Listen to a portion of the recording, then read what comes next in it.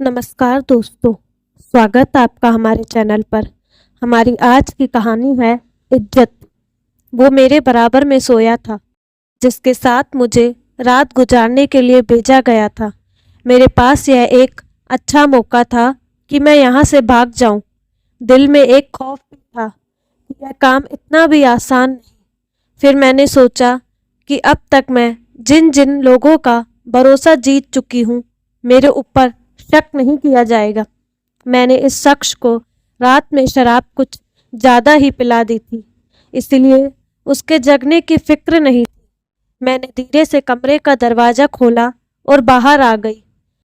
वो शख्स यहाँ अकेला ही रहता था। वह एक अपार्टमेंट था जहाँ उसका छोटा सा फ्लैट था, इसलिए मुझे यहाँ से निकल जाना मुश्किल नहीं था। मैं कई बार इस शख्स के साथ यहाँ पर आ चुकी थी, इसलिए मुझ पर शक भी नहीं किया जा सकता था। अब की बार मैं भाग जाऊंगी, क्योंकि मैंने जज्बात के बजाय अब अकल से काम लिया था। इस बार मैंने सोच समझकर पूरा प्लान बनाया था। मैं एक धंधे वाली औरत थी। मुझे 16 साल की उम्र में मेरी सौतेली माँ ने बेच दिया था। मुझे खरीदने वाली एक तवायफ थी जो मुझे से धंधा करवाती थी। पहली बार जब मैंने कोठा देखा तो बुरी तरह से घबरा गई थी। जहाँ पर बनी छोटी छोटी तंग गलियाँ और वहाँ की टूटी फूटी इमारतें, सौतेली माँ ने मेरा हाथ कस कर पकड़ रखा था। मैं बस रो ही रही थी। मेरे बाप के मरते ही मेरी सौतेली माँ ने मुझे इस औरत के हवाले कर दिया था। जब मैंने जाने से इनकार किया तो मेरी माँ ने जोरदार तमाचा मेरे गाल पर मारा और उस औरत को मुझे सौंप दिया। बस के 10 घंटे के सफ़र के बाद मैं यहाँ पहुँची थी, जहाँ की पुराने 2 मंजिला इमारत को देखकर मुझे घबराहट सी होने लगी। मैं अपना दुपट्टा सलीके से ओढ़ी थी, लेकिन वहाँ से गुजर वालों की नज़रें ऐसी थी कि मुझे उलझन हो रही थी। एक तो तंग गलियाँ, उसमें मोतियों के हार और गजरे की दुकानें, वहीं इत्र की शीशियाँ भी रखी थी। कहीं पान की दुकानें और दीवारों पर लाल पिचकारी किए हुए निशान, जो दीवारों का असली रंग ही खत्म कर चुके थे। मैं पुराने से इमारत की तंग सीढ़ियों से चलती हुई उस जगह पर पहुंची। मैंने देखा, एक तरफ 2 बड़ी उम्र के शख्स हारमोनियम और ढोलक के साथ सफ़ेद पोशाक में मुंह में पान दबाए बैठे थे। उसके दूसरी तरफ तख्त सा रखा हुआ था, जिस पर 45 साल की औरत फुल मेकअप किए मुंह में पान दबाए आड़ी तिरछी तख्त पर बैठी थी। वो मुझे देखते ही उठकर बैठ गई। मैं डरी सहमी उस जगह को देख रही थी। मुझे तख्त पर बैठी हुई औरत के पास ले जाया गया और मेरा हाथ उसके हाथ में थमा दिया गया। तख्त पर बैठी हुई औरत ने सिर से पांव तक मुझे तेज नज़रों से देखा, फिर अपने पास रखे गिलास में पान की पिचकारी की। उसने उस औरत को से जो मुझे यहाँ लेकर आई थी कहा, लड़की तो देखने में हीरा है, हीरा, मेरे कोठे को 4 चांद लगाएगी। मैं बदहवास सी उसे देख रही थी। फिर उसने शिल्पा शिल्पा पुकारकर एक लड़की को अपने पास बुलाया और कहने लगी, इसे अपने साथ ले जा और नाचना गाना सिखाना शुरू कर दो। वो शिल्पा नाम की लड़की मुझे अपने साथ एक कमरे में ले आई। मुझे नाचने गाने का बिल्कुल शौक नहीं था, लेकिन यहाँ मुझे मार मार कर यह सब करवाया गया। फिर 6 महीने बाद मेरा पहला रश करवाया गया और फिर मेरी बोली लगाई जाने लगी। अभी मैं 17 साल की भी नहीं हुई थी कि मेरी इज्जत तार तार कर दी गई। मैं बहुत रोई, बहुत तड़पी, लेकिन यहाँ के लोग तो पत्थर दिल थे, नहीं बल्कि पत्थर थे। मैं रोज भगवान से यही दुआ करती थी, हे भगवान, इस नरक भरी जिंदगी से मुझे निकाल दो। पहली बार जब मैंने यहाँ से भागने की कोशिश की तो पकड़ी गई थी। मुझे उस मोटी औरत ने बहुत मारा था। मेरा चेहरा नीला पड़ गया। उसके बाद मैंने ऐसी जुर्रत नहीं की, लेकिन मुझे इस काम से नफरत थी। मैं हर वक्त यहाँ से निकलने के बहाने तलाश करती। 1 साल यहाँ रहने के बाद मुझे मर्दों के साथ भेजा जाने लगा। ये मर्द उस तवायफ के पुराने ग्राहक थे जो मुझे सुबह वापस इस कोठे पर छोड़ जाते। यह शख्स भी मुझे कई बार अपने फ्लैट पर ले जा चुका था। मैं इन ग्राहकों के साथ एक काम करती थी, इन्हें बहुत ज़्यादा शराब पिला देती थी, जिससे ये लोग नींद में जल्दी चले जाते। कभी कभी तो ऐसा भी होता कि मैं इनके हवस का शिकार बनने से बच जाती। जब ये लोग सुबह जागते तो कहते, मुझे तो रात की कोई बात याद नहीं, तो मैं कहती, मुझे तो याद है, पैसा वसूलना तो आप नशे की हालत में भी जानते हो। मैं यह बात इस अदा से कहती कि वो लोग मेरी बातों पर यकीन कर लेते। जिस जगह पर मैं फंस चुकी थी, मैं बहुत अच्छे से जानती थी कि अक्ल की वजह से ही मैं यहाँ से निकल पाऊंगी, वरना तो मेरे लिए यह मुमकिन नहीं था। मैं यह नर्क भरी जिंदगी 3 साल से बर्दाश्त कर रही थी। मैं इन लोगों का विश्वास जीत चुकी थी। कई बार तो मुझे बंगाल वाले भी अपने साथ लेकर जाते। शुरू शुरू में तो एक दलाल मेरी रखवाली के लिए भेजा जाता था, लेकिन अब मुझ पर भरोसा जम चुका था। अब उन्हें लगने लगा था कि मैं इस काम की आदी हो गई हूँ, लेकिन नहीं, मुझे यहाँ से भागना ही था। मुझे इस गुनाह से, काम से नफरत थी जिसमें मैं फंस चुकी थी, इसलिए मुझे आज मौका मिल गया था। मैं जल्दी से सीढ़ियाँ उतर रही। उस वक्त रात के 3:30 बज रहे। मुझे मेन रोड पर ऑटो रिक्शा मिल गया। मैं ऑटो पर बैठी और सीधा बस के अड्डे पर पहुंच गई। उस वक्त बस हरियाणा जाने के लिए खड़ी थी, इसीलिए मैंने हरियाणा का ही टिकट खरीद लिया। मुझे जल्द से जल्द यह दिल्ली शहर छोड़ना था। बस में बैठकर मुझे अंदर ही अंदर डर लग रहा था, कहीं मैं पकड़ी ना जाऊं, क्योंकि उन लोगों के हाथ बहुत लंबे थे। क्या पता अब भी कोई मेरी ताक में बैठा हो और मुझे पकड़कर फिर इस तवायफ के पास ले जाए। मैं बहुत ज़्यादा डर रही थी। मेरा दिल डर के मारे धड़क रहा था। बस अब तक चल नहीं पड़ी। मुझे अपनी जान सूली पर लटकी हुई महसूस हो रही थी। जैसे जैसे मैं दिल्ली से दूर जा रही थी, मेरा रुका हुआ सांस बाहर निकलता जा रहा था। हरियाणा पहुंचकर मैंने कुछ सुकून महसूस किया। जैसे ही मैं बस से उतरी, वहाँ रिक्शे और टैक्सियाँ खड़ी थी। अब मुझे समझ में नहीं आ रहा था कि मैं जाऊं कहाँ। मेरे पास अब कुछ भी नहीं था। मेरे सारे पैसे खत्म हो चुके थे। उस शख्स के पर्स से बस थोड़े ही पैसे निकले थे, जिसके फ्लैट से निकलकर मैं भागी थी। बहुत से रिक्शे और टैक्सी वाले मुझे पूछने लगे कि मुझे जाना कहाँ है। मैंने उनसे कहा मेरा पैदल का ही रास्ता है। सुबह सुबह का वक्त था और मुझे भूख भी लग रही थी, पर मेरा पर्स बिल्कुल खाली था। मैं बिना जान पहचान के एक रास्ते की तरफ चल पड़ी। गलियों में देखा तो बहुत ही घर बने थे। मैंने सोचा कि किसी के घर की घंटी बजाकर कहती हूँ कि मुझे नौकरी की ज़रूरत है। मैं उन गलियों में चली गई और कुछ घरों में पूछा भी, लेकिन उन्होंने काम देने से मना कर दिया। अभी कुछ दूर ही गई थी कि मुझे महसूस हुआ कि कोई मेरा पीछा कर रहा है। मैंने पलट कर देखा तो एक शख्स वाकई में मेरा पीछे आ रहा था और देखा भी मुझे ही रहा था। उसे देखते ही तेजी से कदम बढ़ाने लगी। उस शख्स ने मुझे पुकारना शुरू कर दिया और कहने लगा, मेरी बात तो सुनो। उसे देखकर मैं डर गई। मुझे लगा कि यह उन्हीं लोगों का आदमी है जहां से मैं भाग कर आई थी। इससे पहले कि मैं वहां से भागती, वह कहने लगा कि उसे एक नौकरानी की जरूरत है। शायद वह सुन चुका था कि मैं लोगों से काम मांग रही हूँ। मेरे कदम वहीं पर रुक गए। वह शख्स मुझे चंद कदम पीछे ही था, इसलिए तुरंत मेरे पास आ गया। वह कहने लगा, मुझे एक नौकरानी की ज़रूरत है जो हमारे घर दिन रात रहकर काम करे, लेकिन मैं इस इलाके का रहने वाला नहीं हूँ। मैं इधर अपने किसी दोस्त से मिलने आया था। आपको लोगों के घर में काम मांगते देखा तो सोचा आप ज़रूरतमंद लगती है। मैं उस शख्स को गौर से देख रही और सोचने लगी कि पता नहीं यह झूठ बोल रहा है या सच।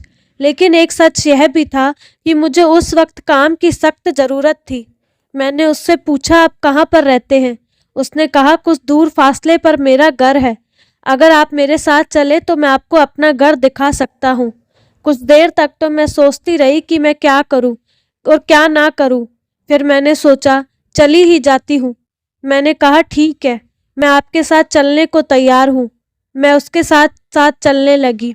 मुझे हैरत का झटका तो उस वक्त लगा जब वह मेन रोड पर पहुंचकर एक टैक्सी वाले को रोककर उसे अपने घर का पता समझाने लगा। उसे ऐसा करते देख मैं सोचने लगी कि क्या वह यहाँ पर नहीं रहता। उसने मुझसे कहा, आप टैक्सी की पिछली सीट पर बैठ जाइए। अब तो मुझे उस पर कुछ शक सा होने लगा था। मैं बैठने में हिचकिचा रही थी।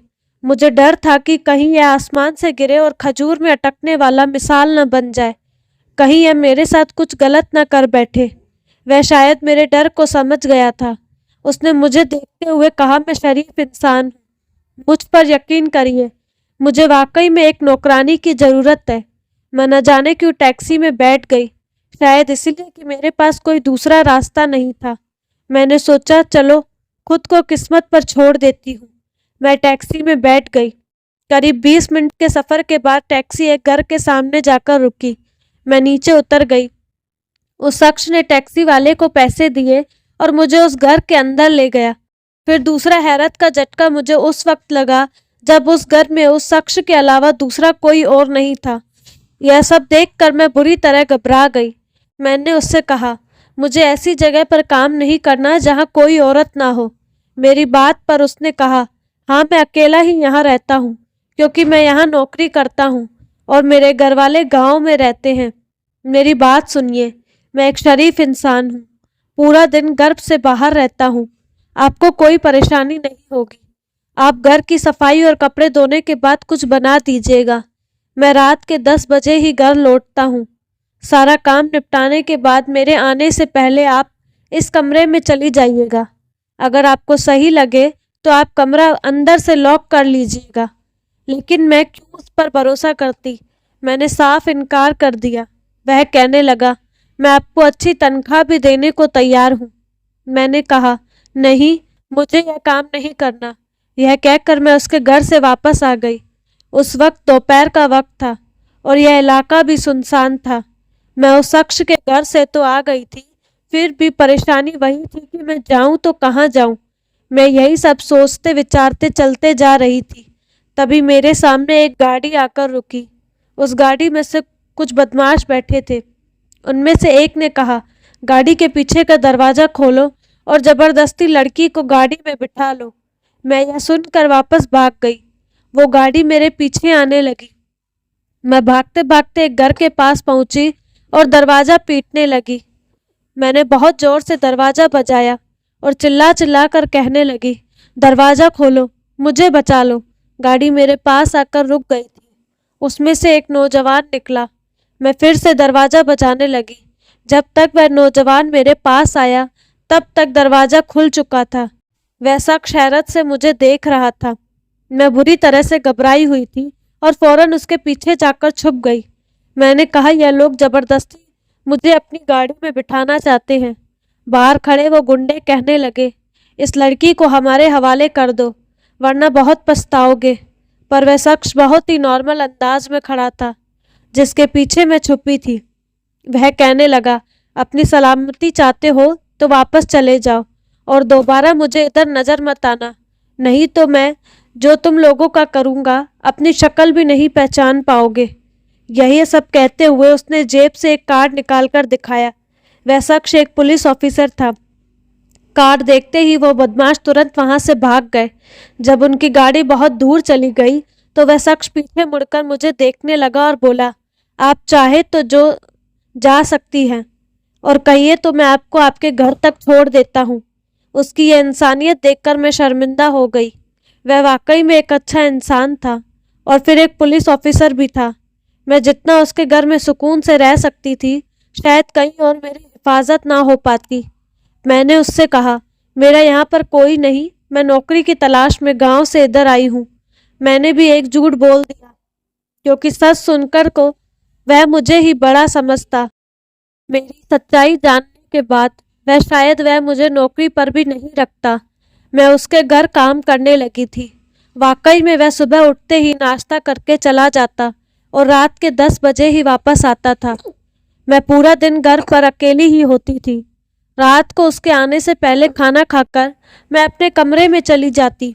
उसका खाना किचन में रहता। वह अपने हाथ से अपना खाना निकाल लेता था। एक दिन मैं सुबह कमरे में बाहर आई तो मुझे उसके कमरे से कहारने की आवाज़ आने लगी। मतलब वह आज घर पर ही था, लेकिन कहार क्यों रहा था? पहले तो मैंने सोचा कि उसके कमरे में जाकर देखूं, फिर सोचा पता नहीं वह मेरे बारे में क्या सोचेगा कि मैं उसके कमरे में क्यों आई। फिर न जाने मेरे दिल में ऐसा ख्याल आया कि मेरा दिल सहम गया। मैं दौड़ती हुई उसके कमरे में चली गई। वह बेड पर लेटा हुआ था और हाय हाय कर रहा था। मैं उसके पास गई तो उसकी आंखें बंद थी, शायद चोट नहीं लगी थी। मैंने उससे पूछा, आज आप घर पर हैं? आपकी तबीयत तो ठीक है? मुझे पूछने पर उसने जरा सी आंख खोली और कहने लगा, मुझे बहुत तेज बुखार है, मेरे लिए एक कप चाय बना दीजिए। मैं तुरंत किचन में गई और अपना और उसका नाश्ता बनाया। नाश्ता और चाय लेकर उसके कमरे में गई और टेबल पर रख दिया। 2 दिन तक उसे काफ़ी बुखार था। मैंने उसका बहुत ख्याल रखा। इन्हीं दिनों में हमारी कुछ बातचीत भी होने लगी। वह कहने लगा, आप बहुत अच्छी है, आपने बीमारी में मेरा बहुत ख्याल रखा। वह शख्स अच्छा था। अब मुझे उससे डर नहीं लगता था। वह मुझसे मेरे घरवालों के बारे में पूछता, आप कहाँ की रहने वाली है, आपके कितने भाई बहन हैं। मैं उससे सब कुछ झूठ ही बताती रही। रात के 12 बजे तक वह घर वापस नहीं आया तो मुझे उसकी फिक्र होने लगी। पुलिस की नौकरी में हादसों का होना आम बात होती है। यही सब सोचकर मेरा दिल घबरा रहा था। शायद मैं उसे पसंद करने लगी थी। उसके इंतज़ार में बैठी रही। रात के 2 बज गए, लेकिन वह वापस नहीं आया। मेरी जान निकली जा रही थी। मैं रोने लगी कि मैं क्या करूं। धीरे धीरे करके रात के 3 बज गए। मेरा रो रो कर बुरा हाल था। फिर बाहर दरवाज़ा खोलने की आवाज़ आई। मैं तेज़ी से उसके पास आई, लेकिन अब जब मैंने उसे जख्मी हालात में देखा तो मैं परेशान हो गई। उसके बाजू में चोट लगी थी और वह लंगड़ा भी रहा था। मैं उसके साथ लगकर रोने लगी और घबराकर बोली, क्या हुआ आपको और यह चोट कैसे लगी? आप कहाँ थे? मैं कब से आपके लिए परेशान थी। एक ही सांस में न जाने मैंने कितने सवाल कर दिए। वह थोड़ा पीछे हट गया तो मुझे अपनी गलती का एहसास हुआ। वह कहने लगा, मेरी नौकरी ही ऐसी है, आप परेशान मत हुआ करें। वह कहकर यह लंगड़ाता हुआ अपने कमरे में चला गया। मुझे अपनी गलती पर अफसोस होने लगा। ठीक है, मैं परेशान थी, पर अनजाने में जो कर बैठी वह सही नहीं था। मैं अपने कमरे में चली गई। पूरी रात मुझे खुद पर अफसोस होता रहा, पर सुबह जब सोकर उठी तो वह टेबल पर बैठकर नाश्ता कर रहा था। मुझे देखकर मुस्कुराने लगा। वह कहने लगा, आइए बैठिए, नाश्ता कर लीजिए, मैंने आपके लिए भी बनाया है। मैंने कहा, आपकी इतनी चोट लगी तो आपने क्यों बनाया, मुझे कह देते। वह कहने लगा, किस हक से? उसके इस सवाल पर मैं चुप सी रह गई और उसे देखने लगी। वह बड़ी गौर से मुझे देख रहा था। फिर कहने लगा, यहाँ पर बैठिए, मुझे आपसे कुछ बात करनी है। उसने प्लेट में नाश्ता डालते हुए कहा, पहले नाश्ता कर लीजिए। उसकी बात सुनकर मैं खामोशी से नाश्ता करने लगी। वह मुझे ही देख रहा था। जब मैंने नाश्ता कर लिया तो कहने लगा, आप मुझे बहुत अच्छी लगने लगी हैं और मैं आपको भी पसंद करने लगा हूँ। वह कहने लगा, मुझे नहीं लगता कि अब एक घर में रहकर मैं आपसे दूर रह पाऊँगा, इसीलिए बेहतर यही होगा कि मैं आपसे शादी कर लूँ। मुझे अपने घर वालों की तरफ से अपनी मर्जी की शादी करने की इजाज़त है। अब आप बताइए, कब मैं आपके घर वालों से मिल सकता हूँ? इस सवाल पर तो मेरा रंग उड़ गया। मैंने फिर एक झूठी कहानी सुना दी। मैंने उसे बताया मैं घर से भाग कर आई हूँ क्योंकि मेरी सौतेली माँ ज़बरदस्ती मेरी शादी एक बूढ़े से करवाना चाहती थी। वह मेरी बातें खामोशी से सुन रहा था। फिर कहने लगा, अगर आपको एतराज़ ना हो तो हम कल ही शादी कर लेते हैं। मैंने सहमति में अपना सिर हिला दिया और मैं बहुत खुश भी थी। आखिरकार मुझे इज्जत की ज़िंदगी मिलने वाली थी, जिसकी आरजू हम बहुत सी लड़कियों के दिलों में होती है, लेकिन इस ख्वाहिश को दिल में रखकर हम लोगों की उम्र ही निकल जाती है, क्योंकि कोई भी हमें ऐसी इज्जत की ज़िंदगी नहीं देता। अगर मैं उसे सच बता देती कि मैं कौन हूँ तो वह मुझसे नफरत करने लगता। अगले दिन उस शख्स यानी शेखर के साथ मेरी शादी हो गई। मैं शेखर के साथ बहुत खुश थी। वह भी मेरा बहुत ख्याल रखता था, लेकिन शायद हम जैसी लड़कियों की ज़िंदगी में खुशियाँ होती ही नहीं। दोपहर का वक्त था। मेरे घर के दरवाजे पर दस्तक हुई। मेरा पति इस वक्त घर पर नहीं था। मैंने जैसे ही दरवाज़ा खोला तो वहाँ वही औरत खड़ी थी जिसकी कोठे पर मैं काम करती थी। उसे देखते ही मेरी जान निकल गई। मेरी बदकिस्मती ने मेरा पीछा नहीं छोड़ा। वह मुझे मारते हुए अपने साथ लेकर गई। मैं रोती बिलखती उससे मिन्नतें करने लगी, लेकिन उसने मेरी एक ना सुनी। मैं वापस उस कोठे पर पहुंच गई थी। उसने मुझे बहुत मारा था। वह कहने लगी, यहाँ आने के लिए बहुत से रास्ते हैं, लेकिन जाने का बस एक ही रास्ता है और वो है सिर्फ मौत। मैं रोती रही, लेकिन यहाँ आने के बाद रात को जो कुछ भी मेरे साथ हुआ उससे बेहतर था कि मैं मर जाती। मेरे कमरे में आने वाला मेरा ग्राहक मेरा पति था।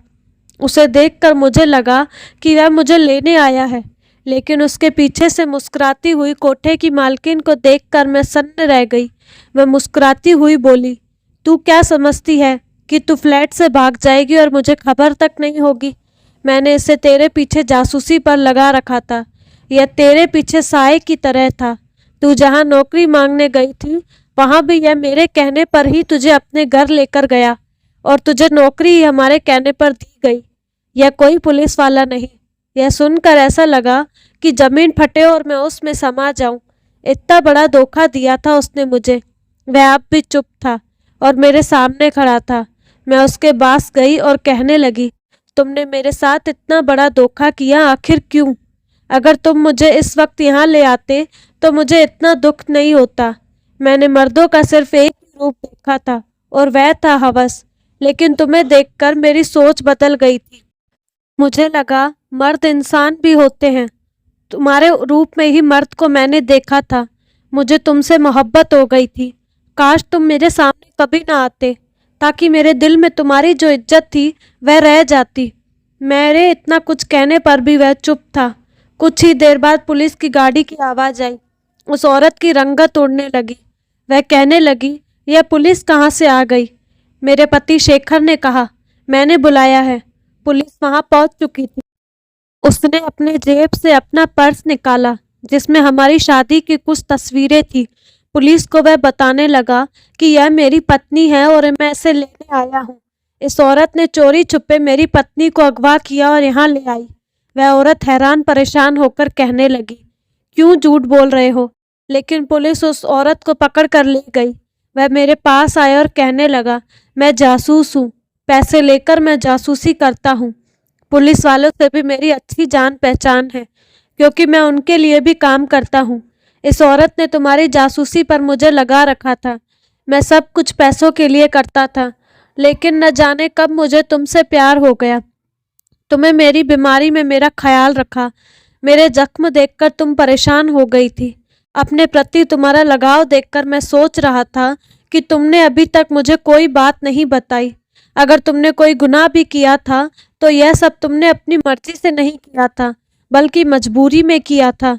इसलिए मैंने सोचा था कि शादी के ऐसा रास्ता है जिससे मैं तुम्हें इस दलदल से निकाल सकता हूँ। अब तुम मेरे साथ इज्जत की जिंदगी जी सकती हो, बिना किसी डर के। उसकी बातें सुनकर मेरी आंखों से बहने लगे, लेकिन इस बार ये आंसू खुशी के थे। तो दोस्तों, कैसी लगी आपको कहानी? अपनी राय कमेंट बॉक्स में ज़रूर बताइएगा। साथ ही हमारे चैनल को लाइक, शेयर एंड सब्सक्राइब करना ना भूलें। धन्यवाद।